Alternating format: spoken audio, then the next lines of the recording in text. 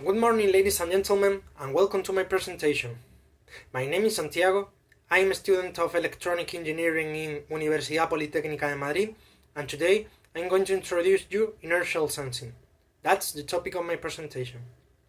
As you know, robotics development has widely improved our lives, but do you know how inertial sensing has influenced the world of robotics?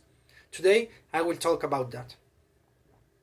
We can use inertial sensors for measuring human body movement, for measuring velocity, acceleration, or for example in the airbag system of a car. As there are many uses of these devices, this topic is interesting for you. So I will divide the presentation into parts. First, I'm going to talk about inertial sensors, and then I will talk about GPS systems. Now I will start with the first part. I'm going to talk about inertial sensors. There are three kinds of inertial sensors: gyroscopes, accelerometers, and IMU packages. A gyroscope is a device that can measure the orientation taking advantage of physical laws. There are three kinds of gyroscopes: mechanical gyroscopes, optical gyroscopes, and MEMS. Mechanical gyroscopes were patented in 1885, and they are based in the principle of conservation of the angular moment. Given the complexity, size, and cost of these devices, they have given way to other devices like optical gyroscopes and MEMS. Optical gyroscopes are based on the Sagnac effect. Its principle of operation is based on the interference of light which passes through a coil made of optical fiber. And finally, MEMS are devices that are based on vibrating mechanical elements to sense rotation. Now I will talk about the second kind of inertial sensor, the accelerometer. Accelerometers are devices that can measure the forces acting on a vehicle or on an object.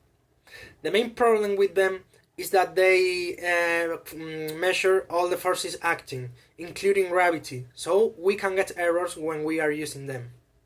There are two kinds of accelerometers: mechanical accelerometers and piezoelectric accelerometers. Mechanical accelerometers are essentially spring mass dampers with some mechanisms for external monitoring. The main problem with them is that they are very sensitive to vibrations. And piezoelectric accelerometers are based on the property of some crystals that generate a voltage across them when they suffer a stress. Now I will talk about the last kind of inertial sensors, the IMU packages. IMU packages integrating gyroscopes and accelerometers for measuring velocity, acceleration, or orientation. The main problem with them is that they are very sensitive to errors. Now I will move to the second part of the presentation. I will talk about GPS systems. The global positioning system is nowadays the most commonly method for locating and positioning. They are made up of 24 satellites, and they work 24 hours a day with no subscription fees or setup charges. Each satellite transmits a unique signal that allows devices to decode the precise location of the satellite. GPS receivers can measure the distance by the amount of time that it takes to receive a transmit signal. Once that we have the distance, we can calculate velocity, or for example the distance to a concrete point.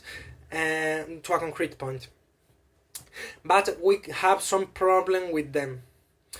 The first problem is that they need an unobstructed line of sight to the satellite. The second problem is that they are affected by atmospheric conditions. And the third problem is that they are unreliable on deep canyons and forests. Although GPS offer promises of high resolution positioning, they don't solve all the problems related to robotics. There are two problems related to robotics. The first one is that they can't calculate the roll pitch yaw of an element. The roll pitch yaw is the orientation.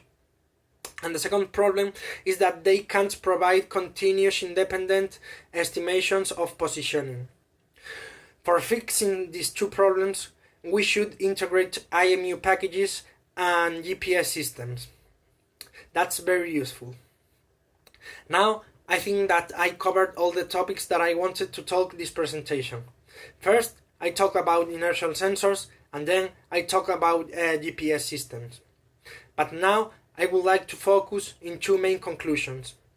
The first conclusion is that inertial sensors has improved the world of robotics, but we can get errors when we are using them.